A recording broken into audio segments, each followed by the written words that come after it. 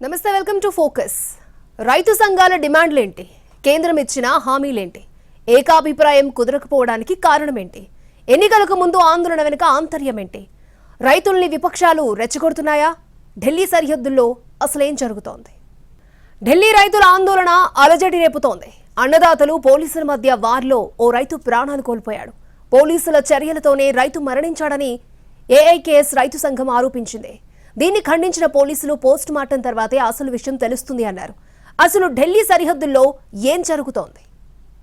పట్టు వీడని అన్నదాతలు, కేంద్రం మెట్టు దిగినా ఫలించని చర్చలు, పదే పదే చర్చలు ఎందుకు విఫలమవుతున్నాయి? రైతు సంఘాల డిమాండ్లేంటి? కేంద్రం ఇచ్చిన హామీలేంటి?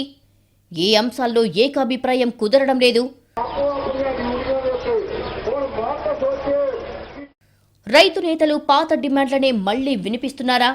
ఎన్నికలకు ముందు ఆందోళన వెనక ఆంతర్యమేంటి? విపక్షాలు రైతుల్ని రెచ్చగొడుతున్నాయా?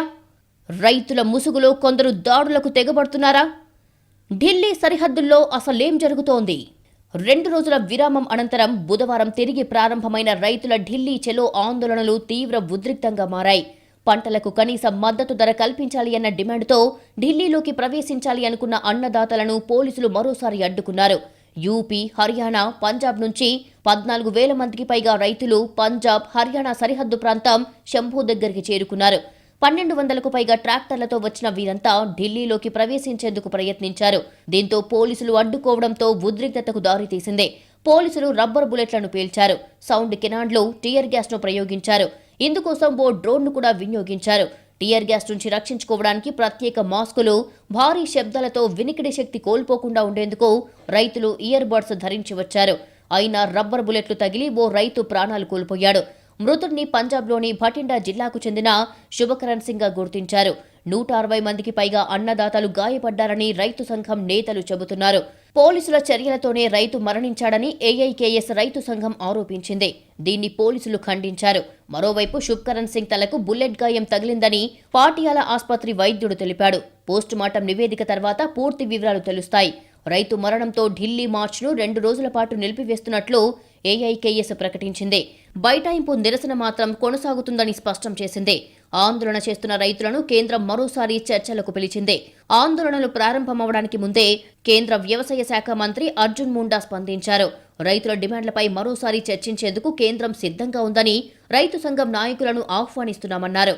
ఎంఎస్పీ, ఎఫ్ఐఆర్తో సహా రైతులతో చర్చకు కేంద్రం సిద్ధంగా ఉందన్నారు. 5వ విడత చర్చల్లో అన్ని అంశాలపైన చర్చిద్దామని కోరారు. కానీ రైతులు ఢిల్లీలోకి ప్రవేశించాలని ప్రయత్నించడం హైటెన్షన్ క్రియేట్ చేసింది.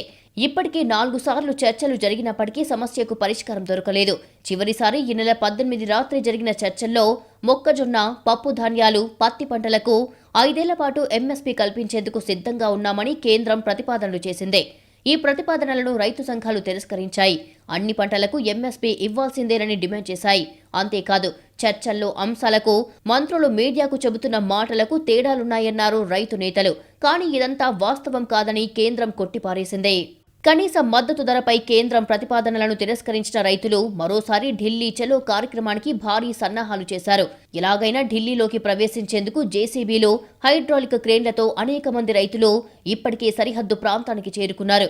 ఈ నెల 13న ఢిల్లీ వెళ్లేందుకు ప్రయత్నించిన రైతులను పోలీసులు అడ్డుకున్నారు.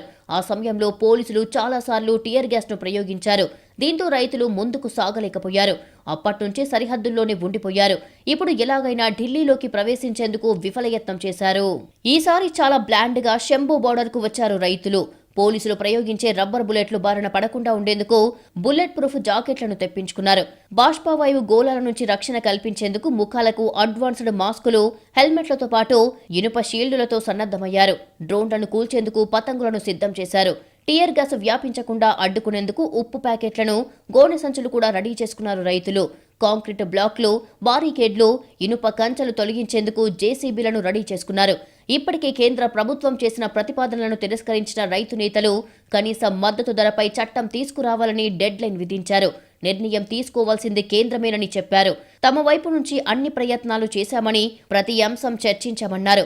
1.5 నుంచి 2 లక్షల కోట్ల పెద్ద మొత్తమేం కాదని స్పష్టం చేశారు. ఇకపై ఏం జరిగినా కేంద్రమే బాధ్యత వహించాలని హెచ్చరించారు. 5వ సారి చర్చలకు సిద్ధమన్న కేంద్రం శాంతి భద్రతలను కాపాడాలని రైతులను కోరింది. చర్చల ద్వారా సమస్యలను పరిష్కరిస్తామని హామీ ఇచ్చింది. ఇంకా చాలాసార్లు చర్చలు జరపాల్సి ఉందని కేంద్ర మంత్రి అర్జున్ ముండా స్పష్టం చేశారు. కానీ రైతు నేతలెవరూ ఈ విషయాన్ని పట్టించుకోలేదు. సరిహద్దుల్లో ఉన్నవారిని కంట్రోల్ చేయలేకపోయారు. 5వ దఫా చర్చలకు వెళ్లే వరకైనా ఆగలేదు. ఫలితంగా ఆందోళన ఉద్రిక్తంగా మారింది. పోలీసులు టియర్ గ్యాస్, రబ్బర్ బుల్లెట్లు ప్రయోగం చకచకా సాగిపోయాయి. ఫలితంగా ఓ రైతు ప్రాణం పోయింది. దీనికి మీరంటే మీరు కారణమని అటు రైతు నేతలు, ఇటు పోలీసులు పరస్పరం ఆరోపించుకుంటున్నారు. కానీ చర్చల వరకైనా రైతు నేతలు వెనక్కి తగ్గి ఉంటే ఆ అన్నదాత ప్రాణం దక్కేది. మరోవైపు పంజాబ్ ప్రభుత్వానికి కేంద్రం లేఖ రాసింది. రైతుల ముసుగులో కొందరు దుండగులు సంఘ విద్రోహ చర్యలకు పాల్పడే అవకాశముందని అప్రమత్తంగా ఉండాలని ఆదేశించింది. పంజాబ్, హర్యానా సరిహద్దుల్లో 1200 ట్రాక్టర్లు, 300 కార్లు, 10 మినీ బస్సులు సహా పలు వాహనాలతో 14,000 మంది ప్రజలు ఉన్నట్లు అంచనా వేసింది. పంజాబ్ ప్రభుత్వానికి రాసిన లేఖలో కేంద్రం ఈ మేరకు పేర్కొంది. కొద్ది రోజులుగా రాష్ట్రంలో శాంతి భద్రతలు క్షీణించడం ఆందోళన కలిగిస్తోందని తెలిపింది. చట్టాన్ని ఉల్లంఘించిన వారిపై కఠిన చర్యలు తీసుకోవాలని పంజాబ్ ప్రభుత్వానికి కేంద్ర హోం మంత్రిత్వ శాఖ కోరింది. శంభూ ప్రాంతంలో రైతుల ముసుగులో చాలా మంది దుండగులు పోలీసులపైకి రాళ్ల దాడికి పాల్పడుతున్నారని తెలిపింది. శాంతి భద్రతలకు విఘాతం కలిగించే చర్యలన్నింటినీ అరికట్టడానికి తక్షణమే సమీక్షించి కఠిన చర్యలు తీసుకోవాలని కోరింది. ముఖ్యంగా జాతీయ రహదారులపై ట్రాక్టర్లు, జేసీబీలు సహా ఇతర భారీ పరికరాల వాడకంపై తీవ్ర అభ్యంతరం వ్యక్తం చేసింది. దీనికి పంజాబ్ ప్రభుత్వం గట్టిగానే సమాధానమిచ్చింది. పోలీసులు ప్రయోగించిన టియర్ గ్యాస్ షెల్స్, రబ్బర్ బుల్లెట్లు, డ్రోన్ల వల్ల 160 మంది రైతులు గాయపడినప్పటికీ తమ ప్రభుత్వం బాధ్యతాయుతంగా శాంతి భద్రతల్ని పరిరక్షిస్తుందని చెప్పింది. అన్నదాతలపై సానుభూతితో వ్యవహరించాలని కోరింది. ఇక రైతుల ఆందోళనతో సరిహద్దుల్లో టెన్షన్ వాతావరణం కొనసాగుతోంది. రైతులు దూసుకొచ్చే అవకాశముందని ఢిల్లీ సరిహద్దుల్లో భారీ భద్రతా ఏర్పాట్లు చేశారు. కాంక్రీట్ బ్లాక్లు, బారికేడ్లు, ఇనుప కంచెలు, కంటైనర్ల గోడలతో ఢిల్లీ వైపు వచ్చే దారులు మూసివేశారు. ఘాజీపూర్ సరిహద్దు వద్ద భారీగా బలగాలను మోహరించారు. సింఘా, టిక్రీ సరిహద్దులను క్లోజ్ చేశారు. సరిహద్దుల్లో రోడ్లపై పెద్ద సంఖ్యలో పోలీసుల్ని మోహరించారు. వందలాదిగా సిమెంట్ దిమ్మల్ని అడ్డంగా పెట్టేశారు. అటు రోడ్లు, దిగువ నుంచి ట్రాక్టర్లు రాకుండా జేసీబీలతో కందకాలు తవ్వించారు. బోర్డర్లో భారీగా అంబులెన్స్లు కూడా ఏర్పాటు చేశారు. అయితే రైతు మృతితో 2 రోజుల పాటు ఢిల్లీ మార్చ్ను రైతు సంఘాలు వాయిదా వేశాయి. ఆ తర్వాత మళ్లీ ఆందోళన కంటిన్యూ అవుతుందని తేల్చి చెప్పాయి. అన్నదాతల ఆందోళనలతో ఢిల్లీ బోర్డర్ ఉద్రిక్తంగా మారిన తరుణంలో చెరకు పంటకు కేంద్రం మద్దతు ధర పెంచడం ప్రాధాన్యతను సంతరించుకుంది. కనీస మద్దతు ధరలపై రైతులతో చర్చించేందుకు సిద్ధమని ప్రకటించింది రైతు నేతలతో కేంద్ర ప్రభుత్వం. ఇప్పటిదాకా 4 సార్లు చర్చలు జరిపింది. కానీ కొన్ని అంశాల్లో ఏకాభిప్రాయం కుదరలేదు. అసలు రైతుల డిమాండ్లేంటి? ఎందుకింత పట్టుబడుతున్నారు? అన్నదాతల్ని ఒప్పించేందుకు కేంద్రం తీసుకున్న ఆ చర్యలేంటి? రైతుల్ని ఒప్పించేందుకు కేంద్రం అన్ని విధాలా ప్రయత్నిస్తోంది. వారి డిమాండ్లపై 4 విడతలుగా చర్చించింది. కానీ చర్చలు ఫలించలేదు. నిజానికి రైతు సంఘాలతో చర్చలు సీరియస్గానే సాగాయి. ప్రతి సమస్యను చర్చల ద్వారా పరిష్కరించుకోవాలని ప్రభుత్వం ఎప్పుడూ కోరుకుంటుందని మంత్రులు తేల్చి చెప్పారు. ప్రభుత్వం తరపు నుంచి ఆహార, వినియోగదారుల వ్యవహారాల మంత్రి పీయూష్ గోయల్, వ్యవసాయ శాఖ మంత్రి అర్జున్ ముండా, హోంశాఖ సహాయ మంత్రి నిత్యానంద రాయ్ చర్చల్లో పాల్గొన్నారు. ఏకాభిప్రాయానికి వచ్చిన చోట అన్ని అంశాలు పరిష్కారమయ్యాయి. కొన్ని అంశాలకు పరిష్కారం కోసం కమిటీని వేసి వాటికి శాశ్వత పరిష్కారం కనుక్కోవాల్సి ఉందని కేంద్ర మంత్రులు స్పష్టం చేశారు. చర్చల విషయంలో ప్రభుత్వం సీరియస్గా ఉందని తాము భావించడం లేదంటున్నారు రైతు నేతలు. వాస్తవానికి తాము చేసేది డిమాండ్లు కావు, వివిధ సమయాల్లో ప్రభుత్వం ఇచ్చిన హామీలు అని అంటున్నారు. వాటిపై ఏకాభిప్రాయానికి బదులు కమిటీ వేస్తామని ప్రభుత్వం చెబుతోందని అంటున్నారు. ఇంతకు ముందు కూడా ఎంఎస్పీ ఇస్తామని హామీ ఇచ్చారని గుర్తు చేస్తున్నారు. స్వామినాథన్ కమిటీ నివేదికను అమలు చేయాల్సి ఉందన్నారు. అంతేకాదు, గతంలో ఉద్యమ సమయంలో రైతులపై పెట్టిన కేసులు ఎత్తివేయాలని కోరుతున్నారు. ఇంతకీ రైతుల డిమాండ్లేంటో ఒక్కసారి చూద్దాం. కనీస మద్దతు ధర అమలుకు హామీ ఇవ్వాలి. ఈ మేరకు నోటిఫికేషన్ జారీ చేయాలి. ఎంఎస్ స్వామినాథన్ కమిషన్ నివేదికను అమలు చేయాలి. రైతుల రుణాలు మాఫీ చేయాలి. గత రైతు ఉద్యమ సమయంలో రైతులపై నమోదైన కేసులను ఉపసంహరించుకోవాలి. గ్రామీణ ఉపాధి హామీ పథకంలో 200 రోజులు పని కల్పించాలి. రోజువారీ వేతనం 700కు పెంచాలి. ఇలా 23 పంటలకు కనీస మద్దతు ధర హామీ సహా పలు ప్రతిపాదనల్ని కేంద్రం ముందుంచాయి రైతు సంఘాలు. వీటిలో పప్పు ధాన్యాలు, నూనె గింజలు, మొక్కజొన్న, పత్తి వంటి పంటలు పండిస్తే ప్రభుత్వ రంగ సంస్థలు 5 ఏళ్ల వరకు ఎంఎస్పీ ధరకు కొనుగోలు చేస్తాయని కేంద్ర ప్రభుత్వం వారికి హామీ ఇచ్చింది. దీనిని రైతు సంఘాలు తిరస్కరించాయి. ప్రభుత్వ ప్రతిపాదనతో ప్రయోజనం లేదని అంటున్నాయి. 23 పంటలను ఎంఎస్పీతో కొనుగోలు చేయాలని ప్రభుత్వం ఆదేశించినప్పటికీ గ్రౌండ్ లెవెల్లో గోధుమలు, వరి మాత్రమే కొనుగోలు చేస్తున్నారు అనే వాదనలు ఉన్నాయి. అధికారిక సమాచారం ప్రకారం 2021-22 సంవత్సరానికి ముందు 3 ఏళ్ల పాటు దేశంలో 1,340 లక్షల టన్నుల ధాన్యాన్ని ఎంఎస్పీ ప్రకారం కొనుగోలు చేశారు. ఇందుకోసం ప్రభుత్వం 2.75 లక్షల కోట్లు వెచ్చించింది. దేశంలో అదనపు ధాన్యం నిల్వ ఉంది. స్టోరేజీకి స్థలం లేకపోవడం వల్ల పెద్ద మొత్తంలో ధాన్యం పాడైపోతోంది. వరి, గోధుమలను మాత్రమే కాకుండా వైవిధ్యమైన పంటలను సాగు చేయాలని కేంద్రం రైతులకు సూచించింది. రైతులను పప్పు ధాన్యాలు పండించాలని మంత్రుల కమిటీ కోరిందని కేంద్ర మంత్రి పీయూష్ గోయల్ తెలిపారు. ఇది పప్పు ధాన్యాల దిగుమతులపై భారత ఆధారపడటాన్ని తగ్గిస్తుందని వారి అభిప్రాయం. దీని ద్వారా దేశీయ ఉత్పత్తి ద్వారానే పప్పు ధాన్యాల డిమాండ్ను తీర్చవచ్చు. పంజాబ్, హర్యానా వంటి రాష్ట్రాల్లో నీటి మట్టం నిరంతరం పడిపోతున్న సమస్యకు దీనితో ముగింపు చెప్పొచ్చు. మొక్కజొన్న, చిక్కుడు, పత్తి వంటి పంటల సాగుకు వెనకాడుతున్నారని రైతు ప్రతినిధులు అంటున్నారని పీయూష్ గోయల్ అన్నారు. ఈ పంటలను ఎంఎస్పీకి కొనుగోలు చేయకపోతే భారీ నష్టాలు తప్పవని రైతులు భావిస్తున్నారని చెప్పారు.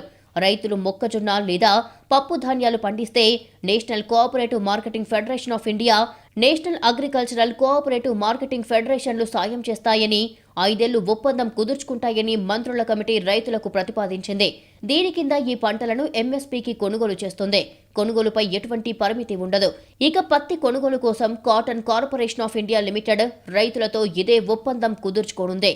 పంటల వైవిధ్యానికి కేంద్ర ప్రభుత్వం పెద్దపీట వేస్తోందని ఉద్యమానికి నాయకత్వం వహిస్తున్న రైతు సంఘాల నాయకులు అంటున్నారు. అయితే అది ప్రభుత్వ భవిష్యత్తు వ్యవహార శైలిపై ఆధారపడి ఉంటుందన్నారు. అన్ని పంటలకు ఎంఎస్పీ హామీ ఇస్తే పంటల సాగు దానికదే జరుగుతుందంటారు. దీనిపై ప్రభుత్వానికి ఆందోళన అవసరం లేదని చెబుతున్నారు. పప్పులు, నూనె గింజలు అమ్మడం వల్ల రైతుకు ఎక్కువ లాభం వస్తుందంటే వరి, గోధుమలు ఎందుకు పండిస్తారని ప్రశ్నిస్తున్నారు. ఒకవేళ స్వామినాథన్ కమిషన్ అమలు చేస్తే పంటల ధర పెరిగి ఆహార పదార్థాల ధరలు 25-30% పెరుగుతాయని నిపుణులు చెబుతున్నారు. దీంతో ద్రవ్యోల్బణాన్ని నియంత్రించడం ప్రభుత్వానికి కష్టంగా మారుతుందన్నారు. వరి, గోధుమ పంటలకు బదులు అధిక ధర వచ్చే పంటలను పండించేలా రైతులను ప్రోత్సహించాలంటున్నారు. సరిగ్గా ఎన్నికల షెడ్యూల్కు నెల ముందే రైతుల ఆందోళన మొదలైంది. రోజురోజుకు నిరసన రాచుకుంటూనే ఉంది. ఇంతకీ అన్నదాతల్ని రెచ్చగొడుతున్నది ఎవరు? రైతు నేతలపై విమర్శలు ఎందుకొస్తున్నాయి? రైతుల ముసుగులో కొన్ని విద్రోహ శక్తులున్నాయన్న కేంద్రం అనుమానాల్లో వాస్తవమెంత? 2020లో 32 రైతు సంఘాలు ఉద్యమంలో పాల్గొన్నాయి. కేంద్రం తీసుకొచ్చిన 3 సాగు చట్టాలకు వ్యతిరేకంగా కొన్ని నెలల పాటు ఆందోళన చేశాయి. చివరకు కేంద్రం సాగు చట్టాల్ని వెనక్కి తీసుకుంది. 2021లో ఈ చట్టాలను రద్దు చేసినా ఇంకా కొన్ని డిమాండ్లు పరిష్కారానికి నోచుకోలేదని చెబుతూ మళ్లీ నిరసనకు దిగారు.